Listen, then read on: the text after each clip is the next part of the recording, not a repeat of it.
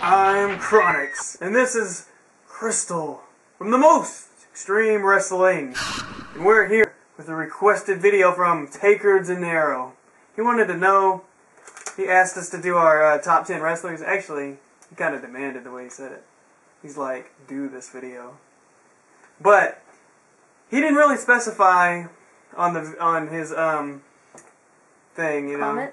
Comment, yeah. So we're gonna do our favorite wrestlers, not necessarily the best, the greatest grapplers or all that. We're just our personal favorites of all time.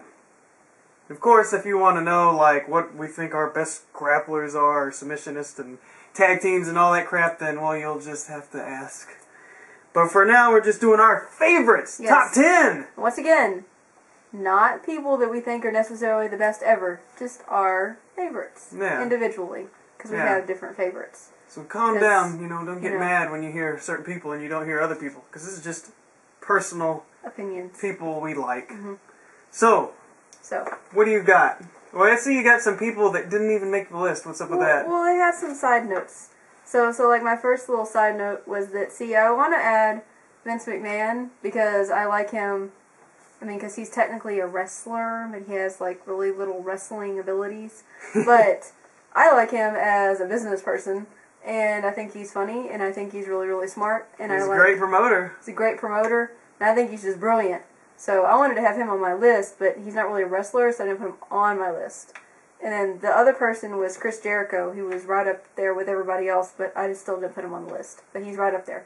Yeah, I had Test on there, but I just couldn't get him in the top 10. But, man, he was just awesome. I really love Test. But then he died, and they never did a lot with him, so I don't know if I could call him, like, I did like him a lot, but he still didn't make top 10. Sucks. And then there's a lot of tag teams, a lot of factions, you know, but this is individual wrestlers. So, what do you got on your number 10?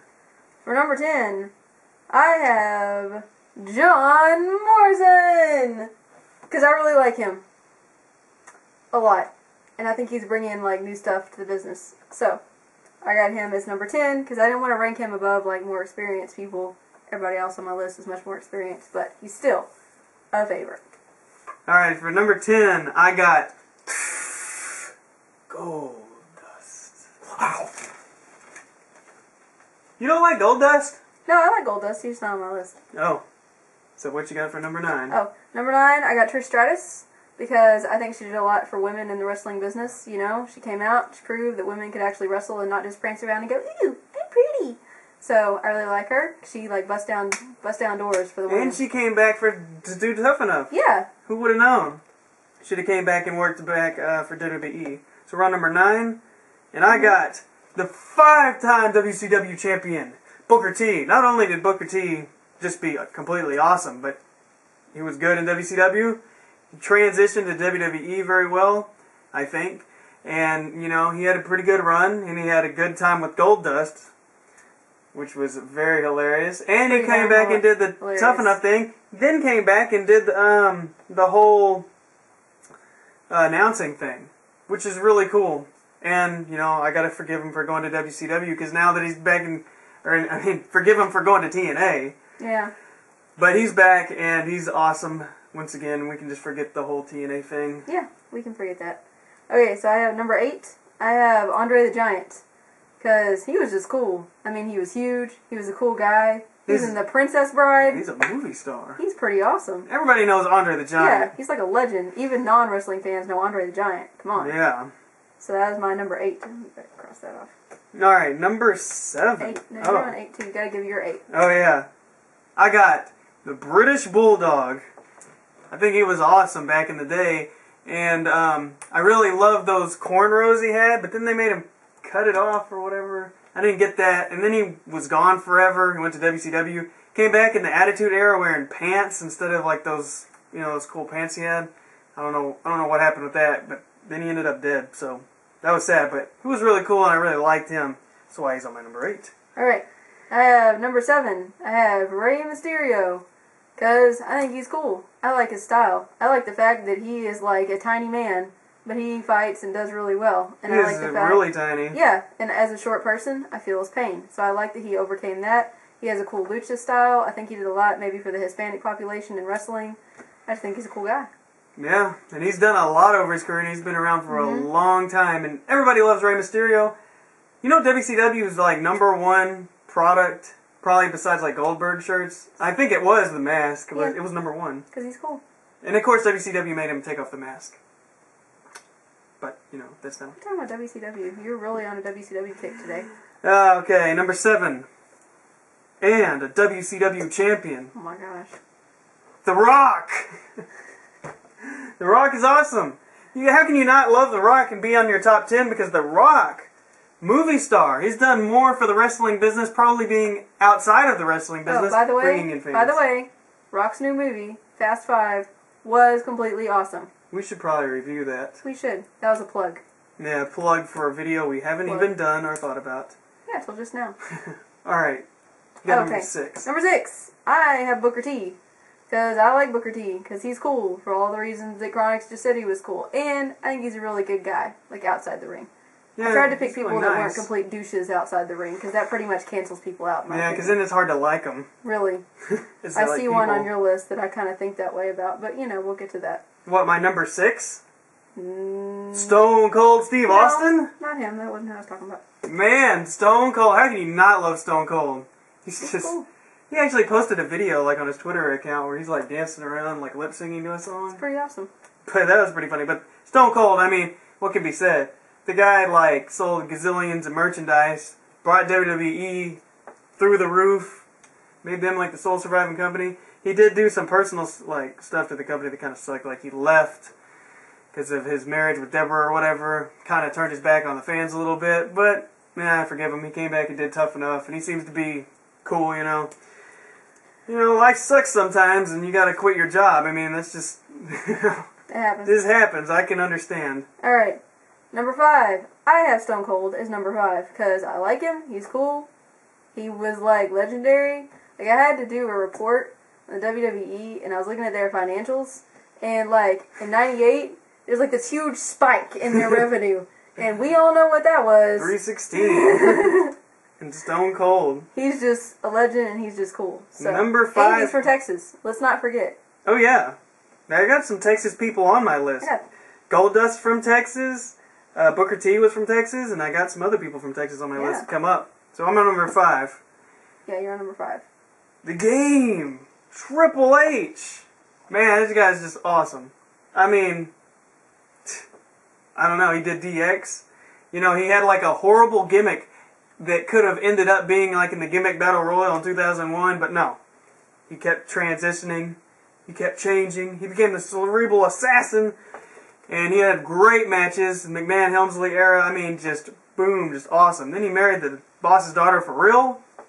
Gonna be the head of the company, taking over Vince. Gotta love that. That's right. But yeah, he's just awesome. Oops, I dropped my pen.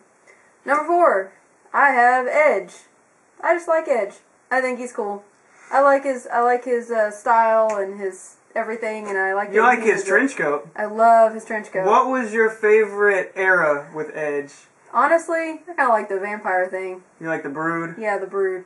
It is pretty cool. And he looked hot. Yeah, it was hotness and greatness. And I keep trying to get Chronix to get that trench coat, but he's not following me on that, but, oh well. Because, you know, he's got the hair. Can deal with that.